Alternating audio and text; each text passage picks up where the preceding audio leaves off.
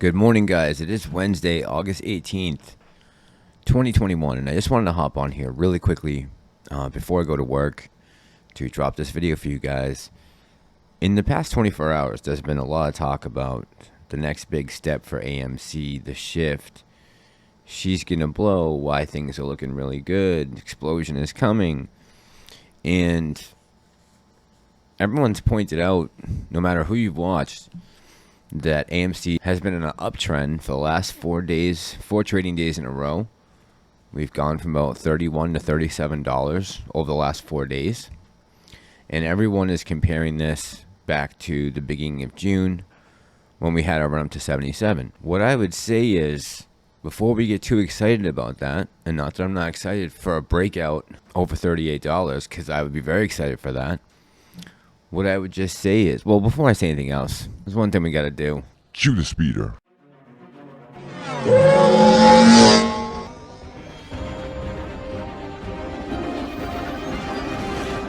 And you just said that on camera. This going viral. Guys, thank you so much for crushing it and getting me to 1,000 subscribers. If I haven't earned your subscription yet, this is the way. All right, guys, let's get into this. So we've had unbelievable success in the last 4 to 5 days with AMC. And with everything that's going on in the broader market, we were down yesterday. Everything between the Russell and the NASDAQ, everything was down. But AMC has had another green day yesterday. And everyone is saying the momentum is bullish. And the TA and the pattern would show you that.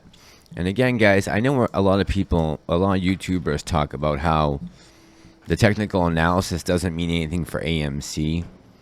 And overall, for the squeeze itself, it really doesn't, right? I mean, anyone who's watched Roensch Capital, at least one of his videos, you'll realize that he can't even do a proper TA. It's the funniest thing, because he tries to talk about, you know, all these different lines on the charts, and none of them really make any sense. I find it hilarious, but he does such a great job anyways with the little that he has to work with, because trying to make estimations and predictions on the line with the TA that AMC has, it's almost impossible. But he still does a fantastic job at it. But anyways, so where is everyone getting this? Where is everyone getting this prediction from that we're about to see a breakout? Well, a couple things I saw. First of all, I saw this article that was by the Motley Fool, and it was, could AMC help you become a millionaire by 2030? I think Jeff Forbes said something about this article. We have ragged on them for 6 months for kicking AMC in the you-know-where every day. They have come out with some fuddy article about AMC and how there's 5 other stocks you should buy right now, and nothing with AMC makes sense, and don't waste your money. And then all of a sudden on August 17th, 2021, they dropped this article about, could AMC help you become a millionaire?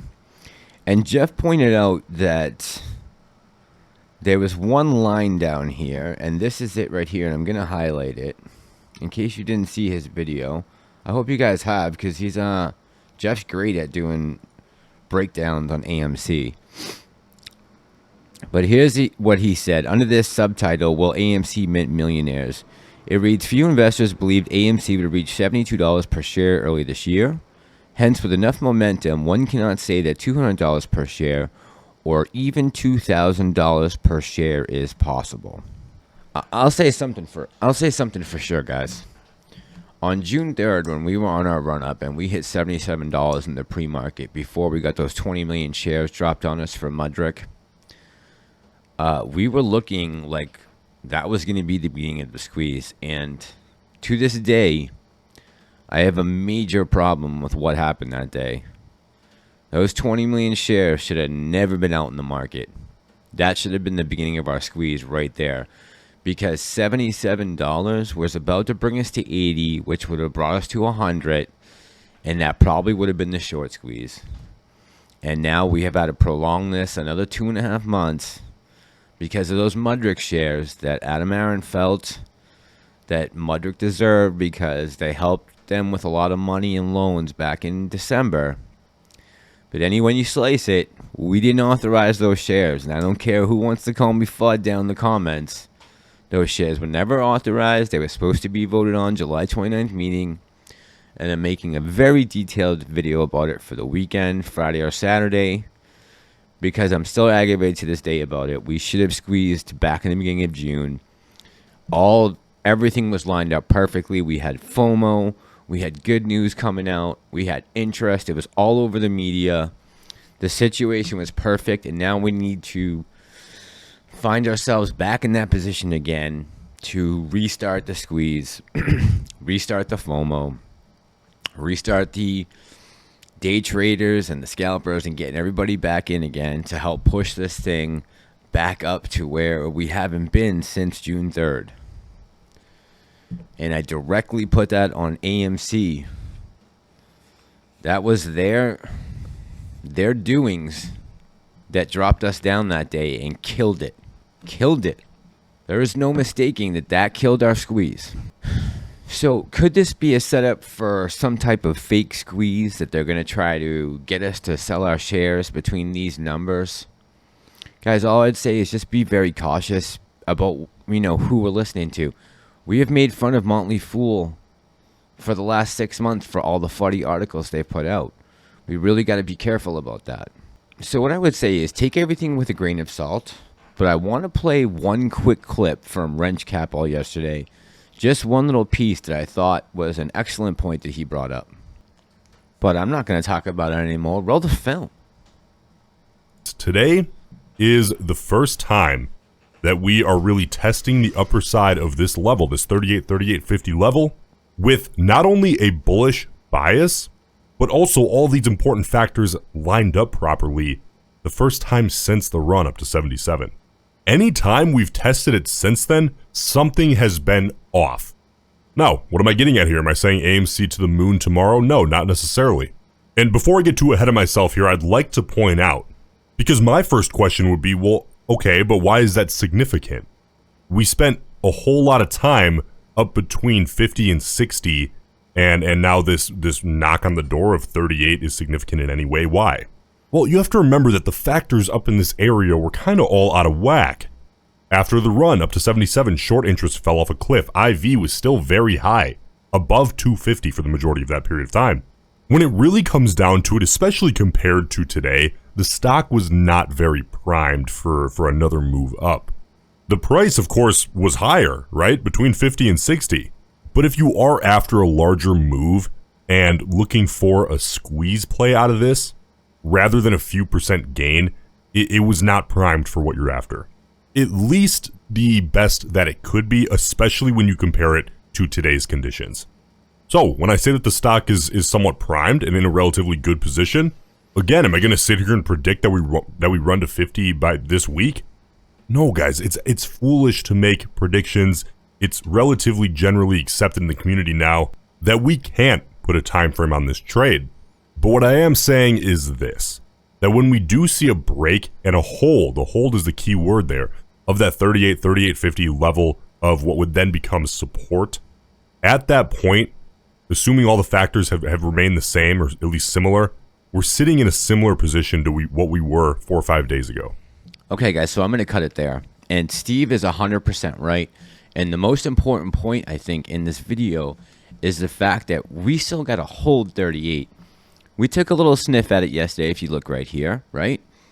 But we need to hold 38, and as long as the conditions have stayed the same, everything that's been going on since the earnings report came out, if nothing changes in between them on the broader market and with AMC, we could look for a run that could bring us back up to the high 40s, low 50s. That would be a nice jump, right? We're talking about like a 20% jump for AMC. And maybe if there's FOMO and the conditions stay the same, we could make another run again to 70.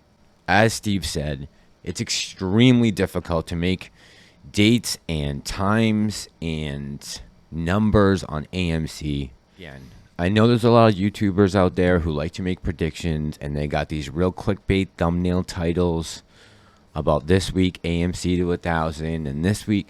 I think it's important that all of you guys take everything that YouTubers are saying, including myself, with a grain of powder, right?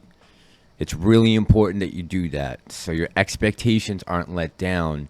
Say if we test 38 today again and we can't hold that 38, it's important technically for us to hold that 38 to go to 49. And again, guys, I'll say that's the only reason why TA is important with AMC, is just to get these levels, right? It's not going to have anything to do with the squeeze. We're not going to be able to use the chart to predict the squeeze. The squeeze has so many other elements that are involved with it. And I just want you guys to be prepared for that and know that first we got to hold 38, and then we need momentum to carry us back up to 50.